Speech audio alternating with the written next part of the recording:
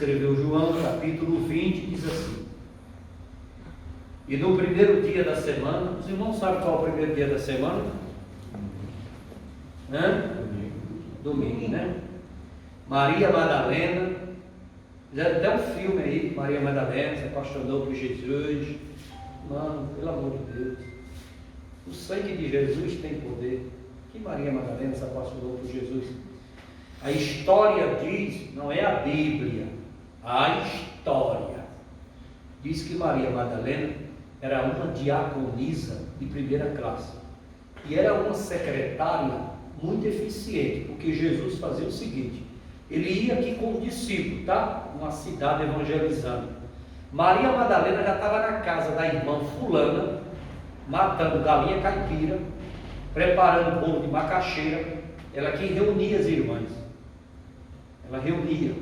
Ela era como se fosse a chefe do departamento feminino da igreja de Jesus. Então era café, bolo de mandioca, bolo de macaxeira, cuscuz, inhame, batata doce. Quando Jesus chegava com os discípulos, já estava tudo pronto: pão de queijo, papa de aveia, pamonha, queijo de coalho, tudo pronto, a mesa posta. Quem fazia isso? Maria Madalena, secretária, assessora número 1 de Jesus, e era uma mulher da vida,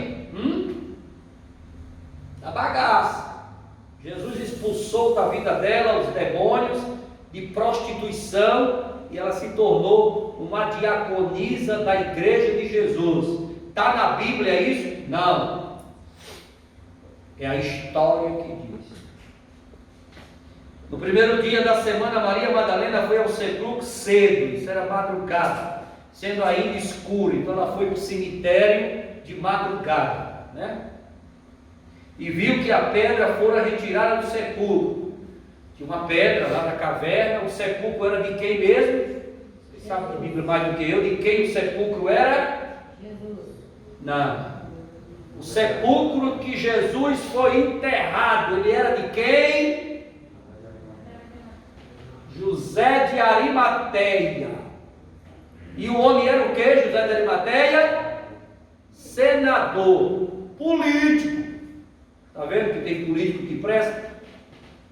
Tem homem que presta, mesmo estando na política lá, ele é um homem de bem. José de Arimateia, porque os sepulcros, na época, a história diz que para você comprar um sepulcro era muito dinheiro. Era muito dinheiro. Ele era cavado na rocha. E o cara ficava lá com uma talhadeirazinha, 2 anos depois ele dizia: ó, a sua tumba lá está pronta. Quanto é que foi? Caríssimo. Na caverna, era cavado na rocha. E não era como hoje, né? A cultura lá, na época de Jesus, o sepulcro, era uma caverna mesmo. Você entrava na caverna, está lá, né? Toda a pedra, toda esculpida lá. Lá dentro tem um banquinho para sentar, uma coisa bem interessante. Então José de Arimateia tinha comprado esse sepulcro novo, zero. O sepulcro era 0 quilômetro. Jesus só gostava de coisa zero, viu? O jumento que ele andou para entrar na cidade triunfal de Jerusalém era quantos quilômetros, jumentinho? 0. Jesus só gosta de coisa nova. Quando você der alguma coisa para Jesus, não dá para ele coisa velha, coisa rasgada, coisa que não presta, coisa nova, né? Eu pastoreei uma igreja que o irmão falou para mim: pastor, eu estou colocando lá funcionário lá em casa e eu tenho uns 4 ventiladores de teto, já tem uns 2 anos de uso. O senhor aceita? Você acha que vai falar o que para ele? Aceito, irmão, aceito. Aceito. E eu coloquei lá, né? Na despensa da igreja lá, tinha ventilador que não estava nem funcionando mais. Cara, sabe aquelas coisas velhas, sucata, que ninguém quer para nada, que o lixo, nem o lixo aceita, que não presta nem para consertar, mas o cara dá para a igreja. Aquilo que não serve dá para a igreja. dá para a igreja, leva para a igreja. Pastor, esse biscoito aqui está vencido, vai para a igreja lá, para o café da manhã. Você sabia que já aconteceu isso comigo? Cheguei na casa do irmão, ele tinha um supermercado. Ele falou, o café da manhã lá da igreja está funcionando na escola dominical? Não está. Pois é, tem umas creme crack aqui que venceu tudinho, pastor, leva lá. Você acha que eu ia falar o que para ele? Falei nada, peguei as creme crack, peguei tudinho, cheguei aqui ali na frente, não tem um contêiner, não tem? Eu joguei tudinho lá, já viu o creme está comendo coisa vencida, para respeito às ovelhas. Se você compra para você um biscoito de alta qualidade, né? Você tem que trazer para a igreja também, para a casa do Senhor, o melhor, não é assim? Sim, claro. O café que você toma lá, se é um café de 20, 30 reais, traga para a igreja também o mesmo café. Fique dando para a igreja sucata não, migalha não, mas os crentes não têm esse entendimento. Eu acredito que não faz por mal, faz por ignorância e pastor nenhum ensina. Aí o camarada fica, né, naquela vidona, né? Ele acha que tudo que ele arranca dentro de casa, tudo que é ruim, que é quebrado, que é podre, que é velho, leva para a igreja aí, pastor, dá um jeito lá, arruma lá. A igreja está precisando, não, a igreja está precisando de coisa nova. Se quiser dar alguma coisa para a igreja, dê novo, 0 quilômetro. O sepulcro de Jesus era 0 quilômetro. Ninguém nunca tinha enterrado lá. Aí o senador, está vendo? Político. Eu ainda tenho esperança de que o nosso Brasil tenha político de bem. Eu ainda tenho essa esperança. Eu não perco a esperança. Eu tenho a esperança que Deus ainda vai levantar pessoas de bem para cuidar da nossa nação. Mas deixa isso para lá, né? Então, ela correu, foi a Simão. Escuta, mano, olha o texto da Bíblia no silêncio, examina, que coisa linda aqui. Ela correu, ela quem? Maria Madalena, né? Foi a Pedro e o outro discípulo, a quem Jesus amava, que você já mata. Quem era? João, discípulo do amor, aquele que encostava assim a cabecinha no ombro de Jesus, e Jesus fazia cafuné, né? E o povo disse que João era homossexual. Deixa o povo falar, né? A quem Jesus amava, e disse: eles levaram o Senhor do sepulcro e nós não sabemos onde puseram. Ela deu o recado para os dois. Preste atenção nisso aqui. Isso aqui tem um mistério aqui dentro que muita gente não percebe. Então Pedro saiu com outro discípulo e foram ao sepulcro. João e Pedro, ok? Assim os dois corriam juntos. Os dois faziam o quê? Corriam. Pedro e João correndo.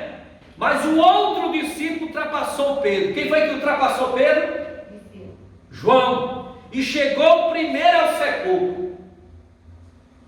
Pastor, o que eu entendo nesse versículo aqui? No versículo 4, de correr um mais do que o outro. Isso aqui é a vida cristã, irmão. Isso aqui é a vida cristã. A vida cristã é uma correria, mas correndo em direção a Canaã. Você está correndo em direção ao céu. Muita gente nesse caminho morre, muita gente nesse caminho desiste, muita gente nesse caminho para, muita gente nesse caminho se aborrece, muita gente nesse caminho se chateia. O caminho da vida cristã, ele não é fácil. Quem falar que é fácil está com conversa. Não é fácil, porque ele é cheio de restrições, ele é cheio que não pode, ele é cheio de proibições. E pastor, está na Bíblia, né? Tem tanta coisa, né? Tem tanta coisa que você vai fazer, não pode ser crente. Isso aqui não pode ser crente. Isso aqui não pode ser crente. Isso aqui não pode ser crente. Não, isso aqui vai chamar atenção, não pode. Não, isso aqui não pode. É assim. A vida cristã, ela é cheia de restrições. Então, é um caminho. É você correndo e o seu irmão do seu lado correndo. E o versículo 5 diz o quê?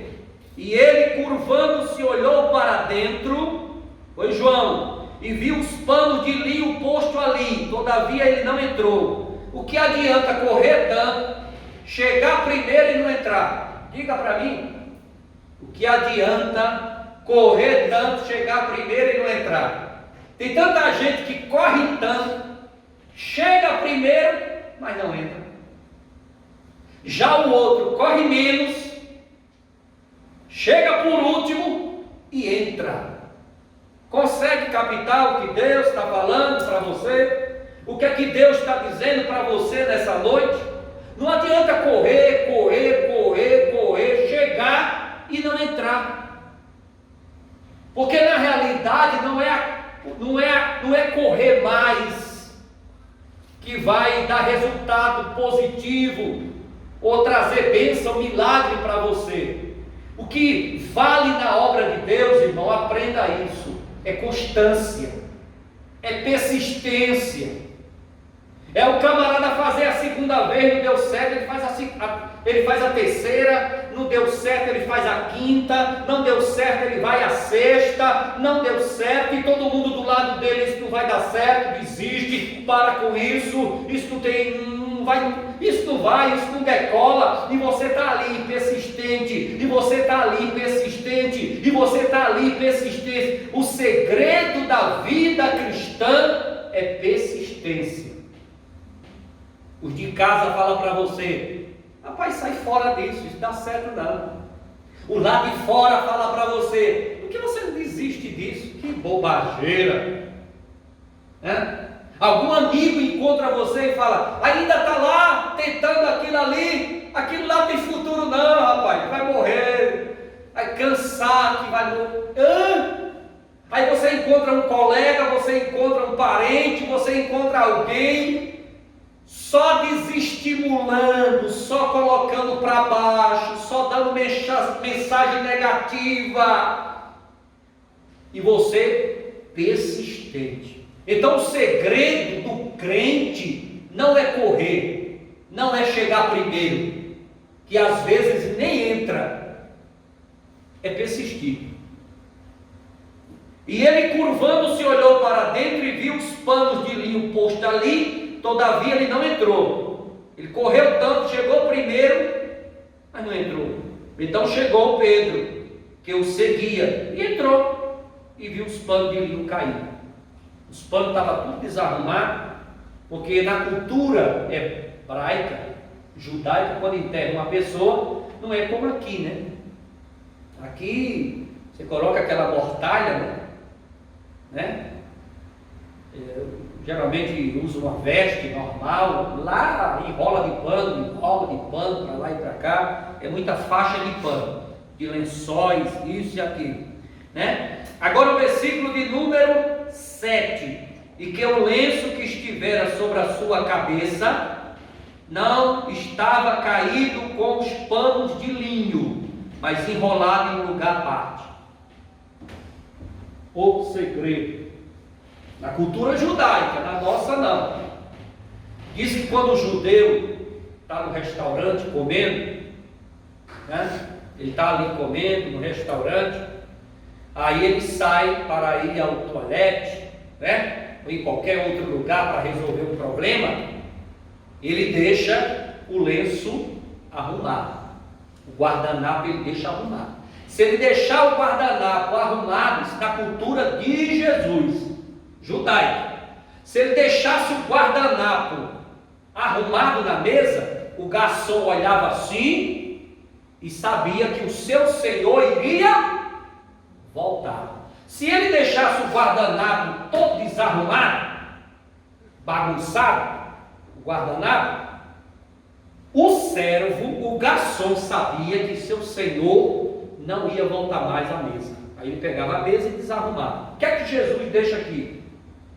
Jesus está dizendo: se eu deixei o lenço que estava em volta à minha cabeça, se eu deixei ele arrumado, dobrado, eu estou dizendo, eu vou voltar. Eu vou voltar. Esse versículo aqui está falando da volta de Jesus para arrebatar a igreja. Tremendo ou não? Como é que um versículo desse se refere ao arrebatamento da igreja? Jesus, em outras palavras, na cultura judaica dos seus dias, estava dizendo: eu vou voltar, eu vou voltar, eu vou voltar para buscar vocês. Jesus está dizendo que vai voltar. Aleluia. Ele deixou o lenço arrumado. Ele deixou o lenço arrumado, o Senhor deixou o lenço arrumado, o guardanapo arrumado, e estava dizendo para seus servos, que eram os garçons da obra de Deus, Pedro e João e Maria Madalena: eu voltarei para buscar a minha igreja. Aí, se você diz, esse versículo tem tudo a ver com o arrebatamento da igreja, muita gente não crê. Não preocupe com isso não, porque você é o inimigo. Não preocupe não. Então, o versículo de número 8. Versículo de número 8. Então, foi também o outro discípulo que chegara primeiro ao sepulcro. Ele entrou agora e ele viu e creu. Então, você vê que aqui o que vinha na frente entra por último. Consegue captar a mensagem?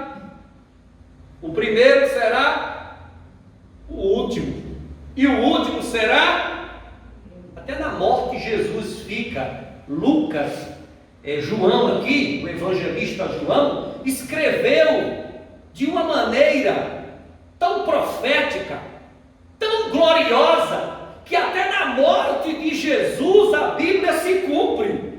O primeiro não entra, entra o último. Então o último será o primeiro e o primeiro será o último. É assim no Evangelho. E o versículo 9: pois como eles ainda não entendiam a Escritura, que diz que ele deveria ressuscitar dos mortos. Você está vendo como é difícil a ovelha entender? É por isso que tem coisa que eu falo aqui, muita gente não entende. Olha, a vida espiritual, ela tem graus, ela tem degraus. Às vezes você está no segundo degrau da escada, às vezes tem gente que está no 20º degrau da escada, às vezes tem outro que está no 30º degrau da escada. Por isso que eu falo alguma coisa aqui, talvez você que esteja aí, você não entende direito. Eu não entendi o que o pastor quis dizer. Aí interpreta pelo lado errado. Isso é muito perigoso. Isso causa confusão dentro da igreja. Porque nem todo mundo tem aquele grau de maturidade. Nem todo mundo tem aquele grau de espiritualidade. Os discípulos conviveram com Jesus 3 anos. Jesus sempre falando assim, e derrubarei o templo, 3 dias construirei, e dando aqueles sinais, aquelas palavras, e eles,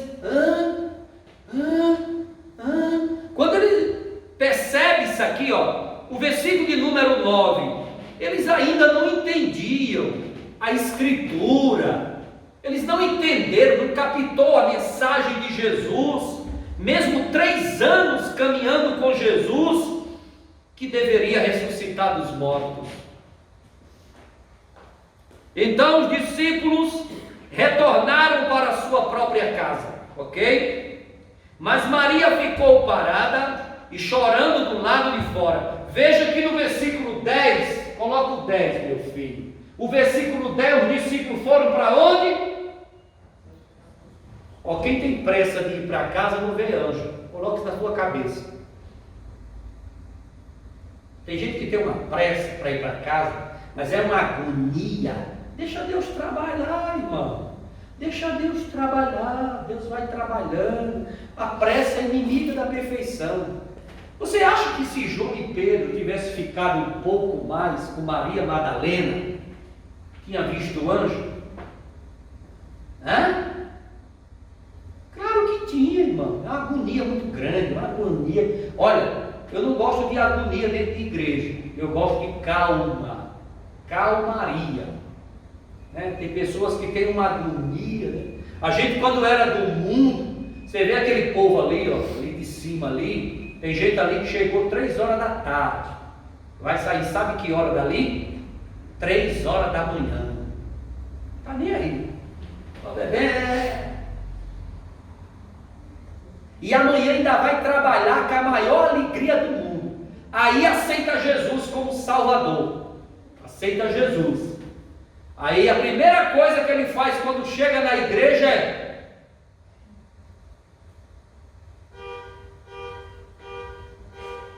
te repreendo. Aí é olhando o relógio, é dizendo que o culto está demorando, que o pastor fala demais, que já era para ter terminado. Olha, vai chegar uma hora que vai ficar difícil, porque antigamente o culto ele era 2 horas, e ainda o povo tirava um período de 30 minutos de oração. A coisa está ficando tão simplificada, está diminuindo tanto, o povo está ficando tão enjoado, tão cansado, que se fizer 20 minutos de culto para ele está bom demais. Ah, só basta 20 minutos, rapaz. 20 minutos de culto está bom demais. E isso daí surgiu uma polêmica muito grande na internet. Não sei se vocês viram o povo falando de pastor que faz culto muito demorado, que não sei o que, blá blá blá, blá blá blá. Porque o povo parece que está com comichão nos ouvidos. Na realidade, quando a gente é incrédulo, é ímpio, a gente vai para o show do mundo, sai de lá 6 horas da manhã, vai para uma balada, sai de lá 5 horas da manhã, mas na igreja você tem que passar apenas 20 minutos, porque se passar disso, está demorando demais. A agonia tão grande, correram para casa, agonia, tipo, que agonia dessa? Maria Madalena correu com eles? Nananina não, pode ir, que eu vou depois, coloca aí meu filho.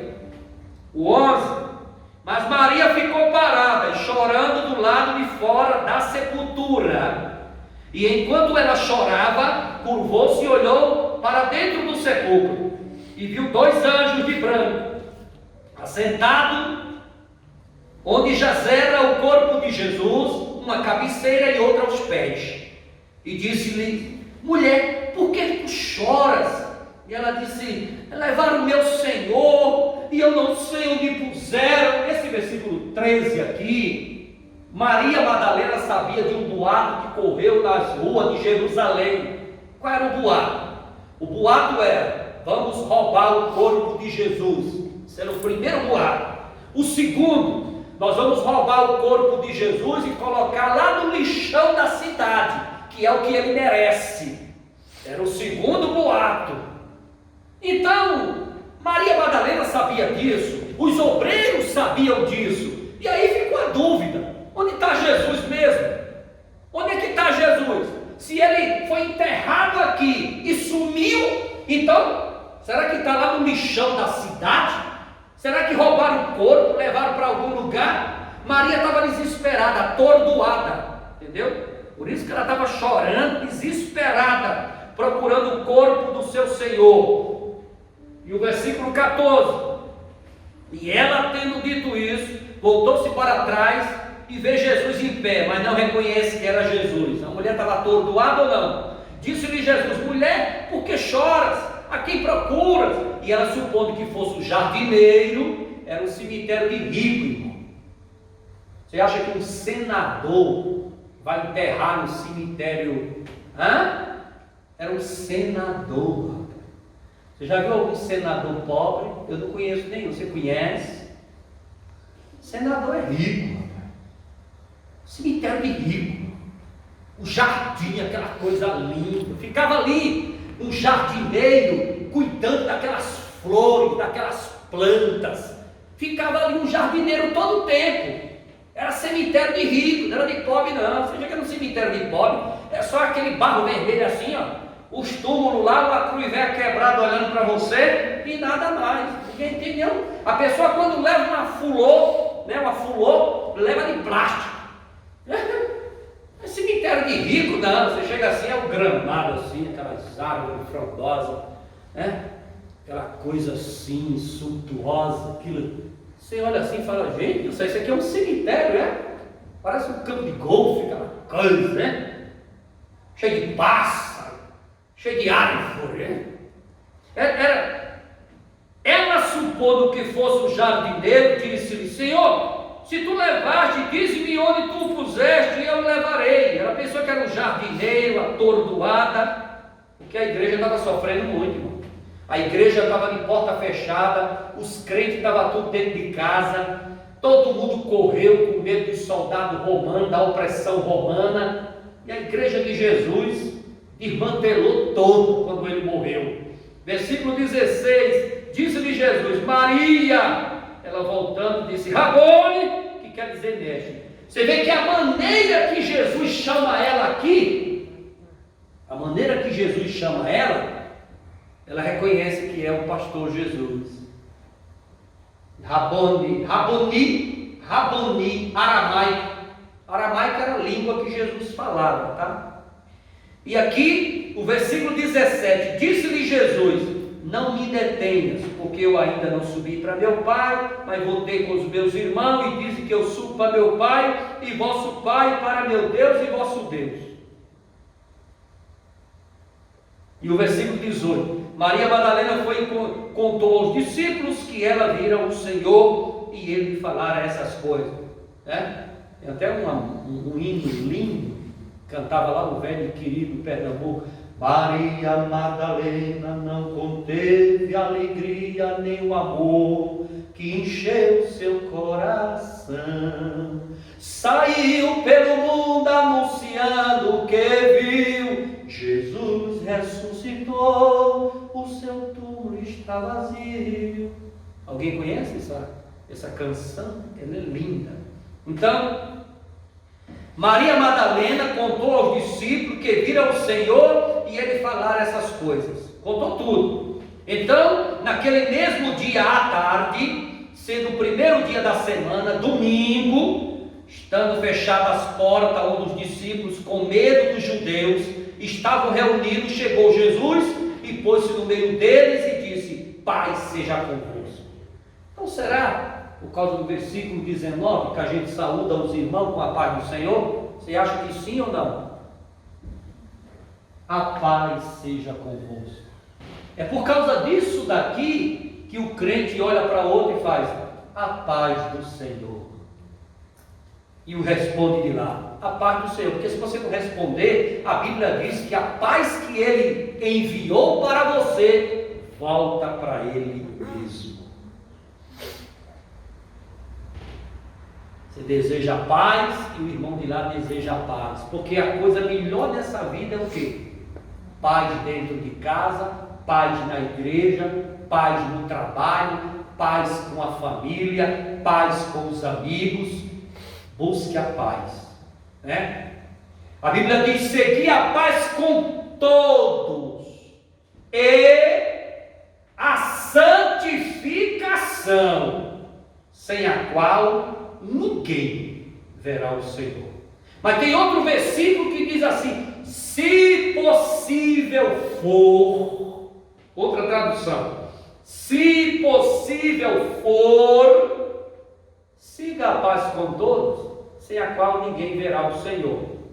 E a santificação, sem a qual ninguém verá o Senhor. Se possível for. Porque às vezes você quer paz e alguém que está do teu lado não quer. E você vai fazer o quê? Só Jesus, né? Na casa. É ou não é? Então, Jesus chega lá, porta trancada, ele entrou por onde mesmo, hein?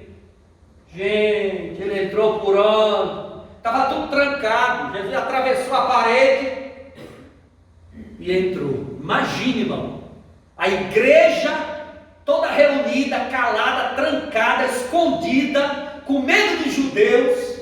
Jesus chega, entrou. Imagine, irmão, imagine um susto, ver aquela alma, aquela visagem, aquela aparição de Jesus. Você sabe por que Maria Madalena não conheceu ele no cemitério e pensou que era o jardineiro? Porque quando a pessoa está transfigurada, né, em glória, ele fica muito diferente. Jesus estava muito diferente. Maria Madalena tinha deixado Jesus lá no alto do Gólgota.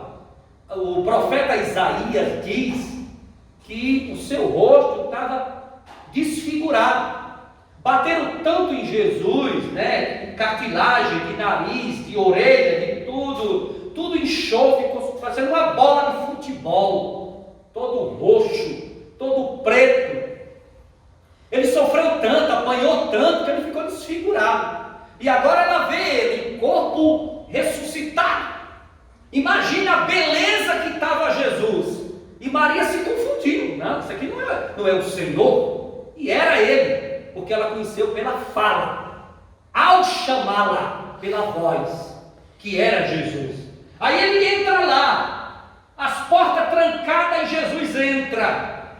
E aí nós vamos para o versículo de número 20. E dizendo isso, mostrou-lhe as suas mãos e o seu lado. Então os discípulos se alegraram ao verem o Senhor. Ele mostrou as mãos, furado, e o lado, quando o soldado romano deu para saber se ele estava vivo, onde saiu água e sangue, que isso também é profético, e muito profético, né? Furou com uma lança. Jesus mostrou. Então disse Jesus novamente: Pai seja convosco, a paz do Senhor. Assim como meu Pai me enviou, também eu vos envio. Agora onde está o mistério aqui? Versículo 22. Tudo isso para chegar no versículo 22. E tendo dito isso, assoprou sobre eles e disse: recebei o Espírito Santo. O Espírito Santo estava onde aqui nessa época?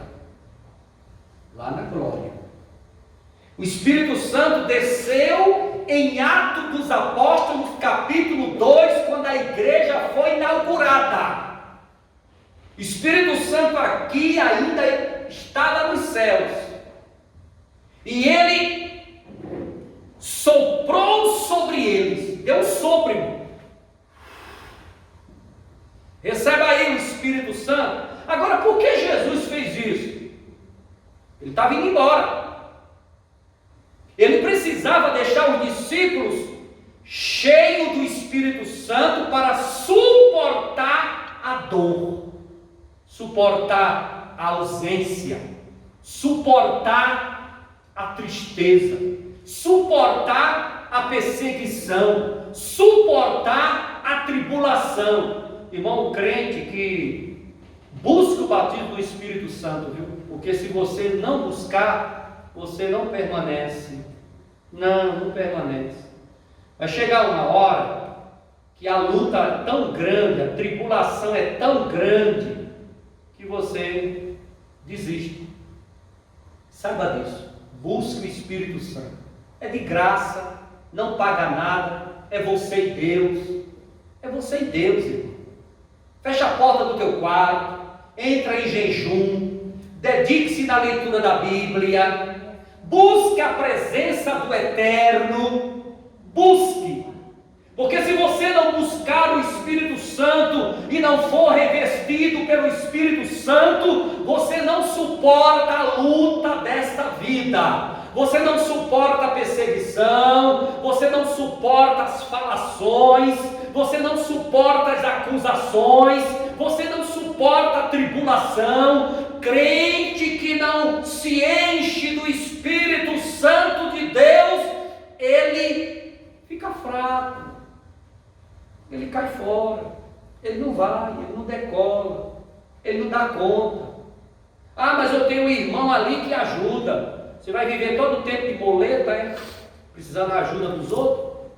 Você vai viver todo o tempo de cadeira de roda, precisando de alguém levar você para a igreja empurrando, Você vai viver todo o tempo precisando de ajuda de A, de B, de C para ser crente? Todo o tempo você vai precisar que o irmão fulano dê uma palavra, que o irmão fulano te escute, você vai precisar todo o tempo de psicólogo, de psiquiatra, você vai ficar todo o tempo dependente de alguém para servir a Jesus. Para com isso, irmão. Sai do jardim da infância, amadurece, cria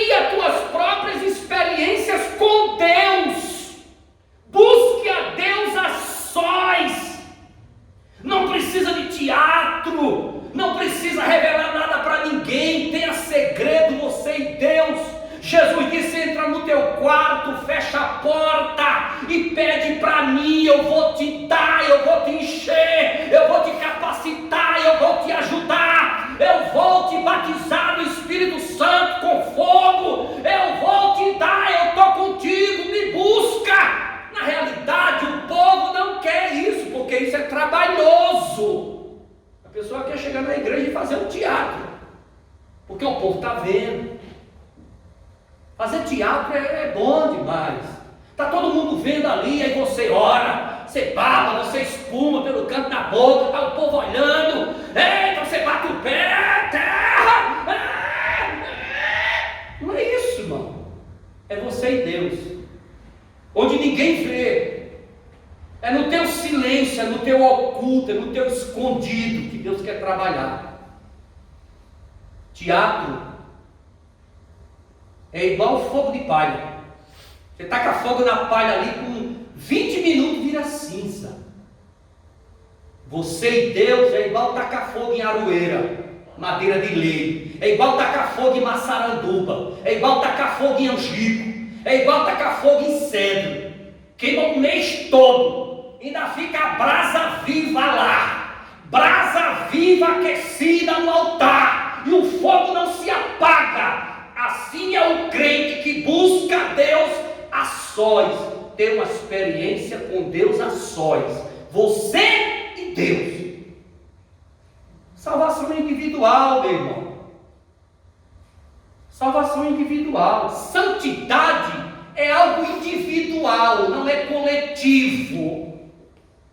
É individualismo. Você tem que buscar santidade, você e Deus.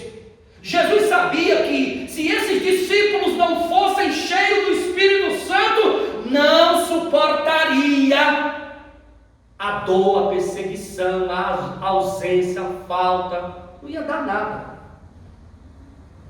A igreja ia continuar fechada, o povo ia continuar com medo, o povo ia continuar chorando, com medo, triste. Mas na hora que Jesus soprou, rapaz, o Espírito Santo entra. Aí aquele Pedro que queria cortar a orelha de Malco e cortou, agora não tinha mais desejo de cortar a orelha de ninguém, de bater em ninguém, de brigar em ninguém. O homem se tornou o maior pregador de multidões daqueles dias. Pregador itinerante, que é o sonho de muita gente. Pedro deu uma pregação, rapaz, que ganhou não sei quantas mil almas. Mas ele recebeu o revestimento lá de Atos dos Apóstolos, capítulo 2, rapaz, já estava cheio antes. O homem já estava cheio antes. Ali foi uma confirmação do batismo do Espírito Santo. Mas aqui ele já estava cheio. É a Bíblia que diz: receba, seja cheio do Espírito Santo. Se encheu aqui, ó. Senão a igreja tinha ficado com as portas fechadas do jeito que estava. Então, se o crente não buscar santidade, a coisa mais fácil do mundo é o crente dizer assim: eu, pastor, eu sou templo e morada do Espírito Santo. Que bom, que seja mesmo.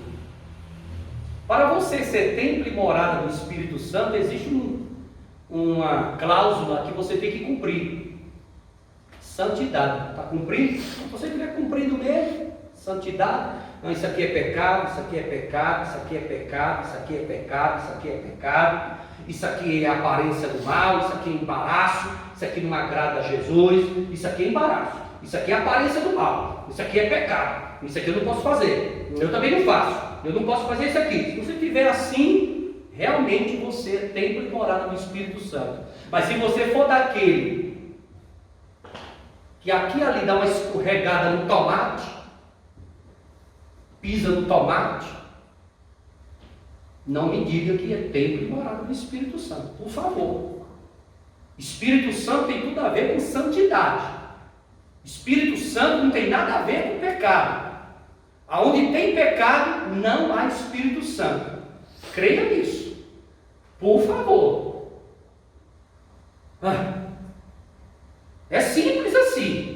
23 diz: aqueles a quem perdoardes os pecados, lhes são perdoados. E aqueles a quem os pecados retiverdes, lhes são retidos. Olha para isso aqui. Jesus está dizendo para os discípulos: aqueles a quem perdoardes os pecados, ser-lhe-ão perdoados. Quem que ia perdoar pecado? Essa é a interpretação de texto. Vamos ler de novo. Vocês estão entendendo? Aqueles a quem perdoardes os pecados, ser-lhe-ão perdoados. Quem era que ia perdoar pecado? Discípulos. Os discípulos, pai. Você não está vendo não a interpretação de texto, não? Discípulo. Aí um dia eu escutei um irmão dizer assim para mim, falou na minha cara: por isso que pastor todo tempo tem que tomar losartana potássica, porque o irmão não conhece Bíblia. Eu conheço um pouco, eu sei o que é Bíblia. O cara falou assim para mim: esse negócio de confessar pecado para pastor, eu não confesso nunca, porque ele é homem igual eu. Você está enganado. O pastor não é um homem igual a você. Há sobre a vida do pastor uma unção. Deus não chama assim. Tem uma unção colocada sobre a minha vida. Tem uma unção colocada sobre a vida do evangelista Marcelo. Tem uma unção colocada sobre a vida do presbítero Aloysio. Tem uma unção colocada sobre a vida do presbítero Maxwell, do evangelista Tiago, do presbítero Carlos Henrique. Tem uma unção. Não é um homem qualquer. Há uma unção que Deus colocou na vida dele. E essa unção é a mesma unção que está nesses homens aqui. Não tem diferença nenhuma, porque a igreja deu apenas continuidade naquilo que ela era antigamente. Ah, eu não confesso pecado para pastor. Confessar pecado para pastor, irmão. Pastor para mim é homem igual aos outros que come feijão e farinha. Eu confesso pecado para Deus. Pois é, você está enganado, está errado, é antibíblico, é fora da Bíblia. Você tem que confessar para o pastor. E o pastor, em nome de Jesus, declara o perdão dos seus pecados. Não é eu que vou perdoar, não. Quem perdoa é Jesus. Mas você tem que confessar para a autoridade eclesiástica espiritual da tua vida. Quando Jesus diz aqui: aqueles a quem perdoardes os pecados, ser-lhe-ão perdoados. Jesus deu autoridade aos discípulos para perdoar pecado. E que isso fique bem claro, em nome de Jesus, não é em nome dele não, que é o que estão fazendo por aí, que é o culto do humanismo. Mas que eu tenho autoridade, sim. Por isso que antigamente, na década de 80, falo muito isso. O pastor é saudosista. Que seja. Tenho saudade de uma igreja cheia de santidade que verdadeiramente seguia a Bíblia. Quando você pecava, você se dirigia a quem? Ao pastor. Meu pastor, eu pequei. Meu pastor, me perdoe. Porque ele está com essa autoridade aqui, pelo amor de Deus. Aquele aos quais mantiverdes, ser-lhe-ão mantidos. Interprete isso aqui para mim. Isso é a interpretação de texto. Ele está dizendo em outras palavras: se você, discípulo, perdoar, está perdoado. Se disser que não está perdoado, o pecado está retido. Fala para mim se não é. Leia de novo. Eu não estou aqui inventando. Se você perdoar, está perdoado. Mas se você disser que não é para perdoar, vai ficar retido. Em outra tradução diz: retido. Não se perdoa. Veja que autoridade. E essa autoridade está sobre nós aqui, irmãos. Pelo amor de Deus.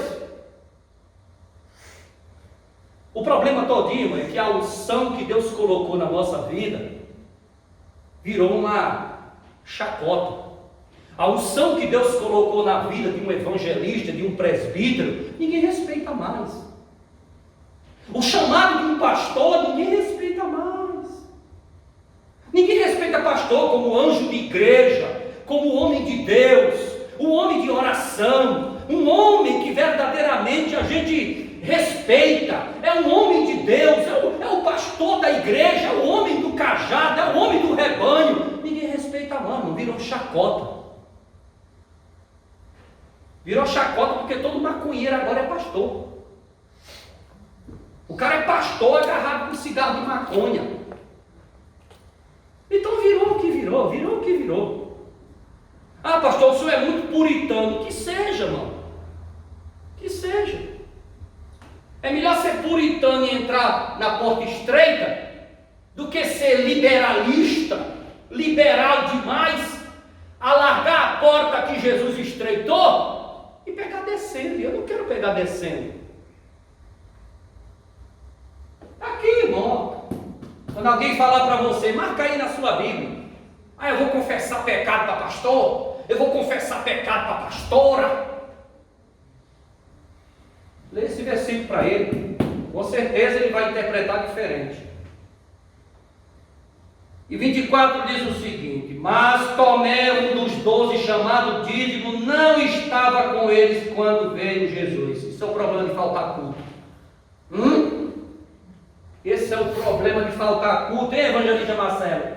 Esse é o problema do cara que falta culto. Ele não vem com o culto, quer satisfação de tudo. O que aconteceu lá ele não crê. Ele fica perdido, igual o cachorro quando cai em caminhão de mudança de noite, igual cego em tiroteio. O Tomé faltou o culto, faltou a reunião, aí agora criou uma quizumba. Eu não creio nisso. E vamos para o versículo 25. Portanto os outros discípulos diziam-lhe: nós vimos o Senhor. Mas ele disse-lhes: a não ser que eu veja em suas mãos a marca dos cravos. Ora, aí Jesus não mostrou que mandou te faltar o culto, Tomé. E não puser meu dedo na marca dos cravos. Pegou pesado, hein? Ele disse que tinha que empurrar o dedo. Isso é verdade. Pegou pesado, hein, Tomé? E não puser a minha mão no seu lado, eu não crerei. O Tomé disse que ia enfiar a mão, enfiar. Eu quero enfiar a mão lá para ver se é verdade mesmo. Pegou pesado, hein? Cuidado, tudo que você fala é registrado. Cuidado com suas palavras. Cuidado com o que você diz. É igual um bumerangue. Falou, ela volta. E aqui, e 8 dias depois, estava outra vez o seu discípulo dentro, e com eles Tomé. Chegou a hora, Tomé, de Jesus te acertar. Nada que você fale para Jesus, ele deixa por isso mesmo. Sempre nós iremos ter um acerto de conta com ele. Falou, meu irmão, Jesus não deixa para lá. Jesus não esquece. Olha lá, versículo 26. E 8 dias depois estavam outra vez os seus discípulos dentro, e com eles Tomé. Uma semana depois. Então chegou Jesus, estando as portas fechadas, e ficou no meio e disse: Pai seja convosco. De novo, pela segunda vez, Jesus aparece do nada dentro da igreja. Então ele disse para Tomé, vê que ele não lembra, ele não deixa para lá, ele não deixa em branco, ele não deixa passar. Ele foi direto a Tomé, ele não foi direto para Pedro, Filipe, Natanael, não, eu quero é Tomé. Você falou, agora você vai ver. Põe aqui o teu dedo e vê as minhas mãos. Põe aqui a tua mão e põe do meu lado aqui. Não seja sem fé, mas crente. Toma uma atacada, pabufo. Viu como era Jesus? Será que se Jesus hoje, nos dias atuais, fosse pastor de alguma igreja, alguém congregava com ele? Porque Jesus pega pesado, irmão. Jesus não deixa em branco. É pabufo. Pabufo. Ele foi direto no Tomé. E olha que o Tomé falou lá, ele nem estava, hein? Ele nem estava. Ninguém contou para ele. Não precisou fofoqueiro nenhum levar para ele. Ele é onisciente, profeta, filho de Deus. É o Senhor Jesus. Ele foi direto em Tomé. Além dele repreender Tomé e chamar ele: vem aqui, Tomé, vem aqui, vem. Vem cá, você conversa demais, você fala demais, você tem a língua muito solta. Vem aqui. Bota a mão aqui. Bota a mão aqui, bota. Vem cá, bichinho.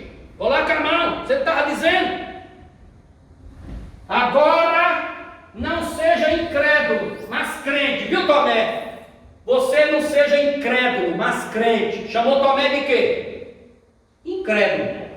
Chama hoje um crente de incrédulo, se ele não vai embora da igreja, porque hoje tudo constrange. Jesus pegou pesado por dia de hoje? Misericórdia, deu uma marretada. E o versículo 28, e Tomé respondeu e disse: meu Senhor e meu Deus,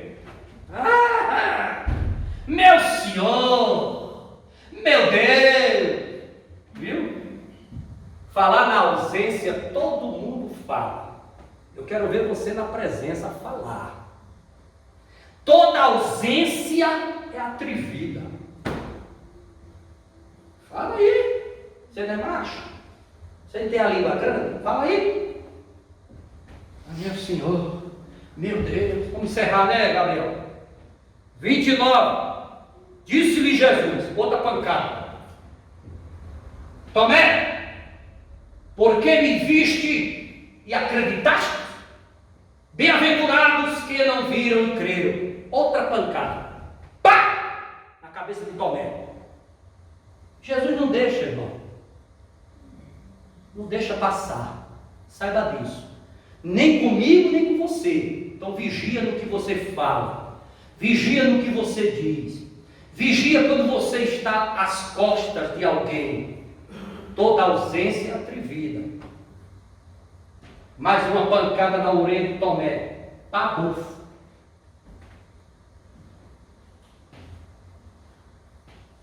E está encerrado.